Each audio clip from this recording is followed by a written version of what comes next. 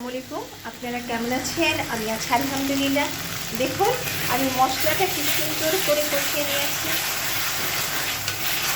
মাছ ভুনা করব, ভালো করে মশলাটা কিন্তু কষানো করতে হবে। কালারটা কেমন হয়েছে? আর এখানে কিন্তু আমি গরম পানি করে রেখেছি। আমি গরম পানি দিয়ে আমি রান্নাটা করি যেন রান্নাটা টেস্ট হয়। দেখুন এখানে কি সুন্দর করে মাছ ভেজেছি। মাছ ভাজার কালারটা কত সুন্দর হয়েছে। যদি আমার রান্না ভালো লাগে এভাবে করে রান্না করে খেয়ে দেখবেন, অনেক ভালো লাগবে।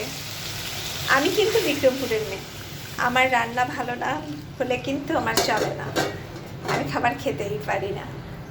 আমি চেষ্টা করি বেশিরভাগই একটু ভালো করে রান্না করার জন্য,